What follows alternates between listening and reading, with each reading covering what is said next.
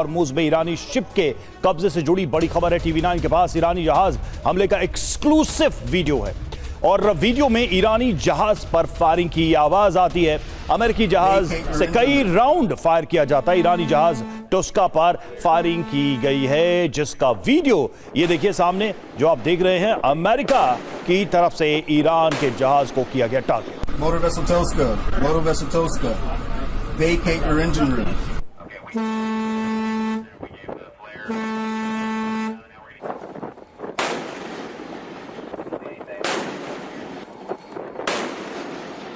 Motor vessel Tosca, vacate your engine room.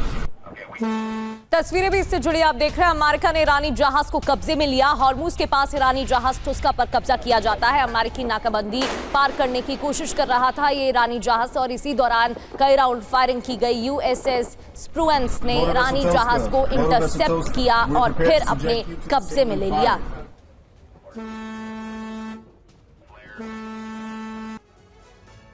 तो देखिए Hormuz में हालात बिगड़ चुके हैं। ईरानी जहाज पर फायरिंग की गई है। ईरान के बंदरगाह बंदर अब्बास की ओर यह जहाज पड़ रहा था। अमेरिकी नेवी ने 6 घंटे तक वीडियो से बार बार चेतावनी दी और जहाज नहीं रुका तो अमेरिकी सेना ने कई राउंड फायरिंग कर दी। USS एस्प्रुएंस के जरिए ईरानी जहाज टुस्का पर धावा बोला गया। फिलहाल 31वीं मरीन यूनिट के कब्जे में ईरानी जहाज टुस्का है और ईरान ने क्या कहा है इस पर यह भी देखिए। फायरिंग को सीज फायर का उल्लंघन बताया है। अमेरिका को जवाबी हमले की धमकी भी दी है। आगे क्या हो सकता है? सीज फायर टूटने का खतरा बढ़ गया है। इससे दोनों देशों के बीच जंग शुरू हो सकती है। मध्य पूर्व में महायुद्ध फिर से छिड़ सकता है। ये इस वक्त के हालात है। संजय सोई सर, अमेरिका ने एक तरीके से अपना इंटेंट तो कम से कम हॉर्मुज में जता दिया है कि वो एक्शन लेने में कहीं भी हिचकिचाएगा नहीं। ये जो कार्रवाई की गई है, ये आपको क्या लगता है, ये किस इंटेंशन से की गई है? ईरान को मैसेज देने की, या फिर ईरान को एक तरीके से अलर्ट भेज दिया गया है कि वॉर इज कमिंग अगेन? नहीं, बिल्कुल। देखिए रवि, जिस प्रकार से दोनों देशों में तनातनी है, भरोसे की कमी है, लेकिन एक तरह से सीज फायर घोषित हुआ था। ऐसे में मुझे लग रहा है कि ईरान ने एक पॉजिटिव स्टेप उठाया था कि उन्होंने 24 घंटे के लिए स्ट्रेट ऑफ हॉर्मुज खोल दिया था सबके लिए, पर ये अमेरिका की तरफ से नहीं खुला, उन्होंने दोबारा बंद कर दिया। अभी अमेरिका का ये एक्शन फिर मुझे लग रहा है आग में घी वाली बात है कि अगर आज शांति की बात आगे बढ़ा रहे हो तो उसमें फिर ये भरोसा और ख़त्म हो जाता है, क्योंकि कहीं ना कहीं एक पॉजिटिव एक्शन दोनों की तरफ से आते हैं तो शांति की बात आगे बढ़ती है। अमेरिका लगातार धमकी दे जा रहा है कि भैया आपने हमारी बात नहीं मानी तो हम मटिया मेट कर देंगे, बहुत भारी अटैक होंगे।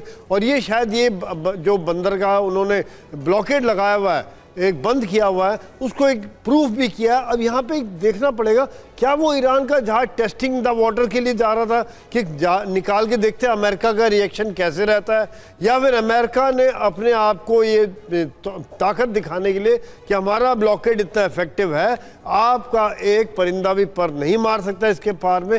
लेकिन इसका असर यह है कि आज भरोसा और ख़त्म हो गया।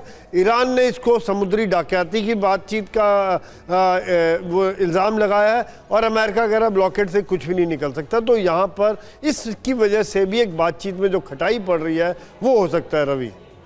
बिल्कुल, और इसके बाद अगला मूव ईरान का क्या होगा ये भी देखने वाली बात होगी। ईरानी जहाज को कब्जे में लिए जाने पर डोनाल्ड ट्रंप ने एक पोस्ट किया है। अमेरिकी राष्ट्रपति डोनाल्ड ट्रंप की तरफ से पोस्ट किया गया। कार्गो शिप पर फायरिंग से ईरान भड़का हुआ है। दूसरी ओर IRGC ने बदला लेने की धमकी दी है। युद्धपोत को कब्जे में लेने के बाद ये धमकी दी गई है। ईरानी जहाज पर हमले का बदला लेंगे या IRGC की तरफ से कहा गया हथियार बंद समुद्री डकैती का जवाब दिया जाएगा।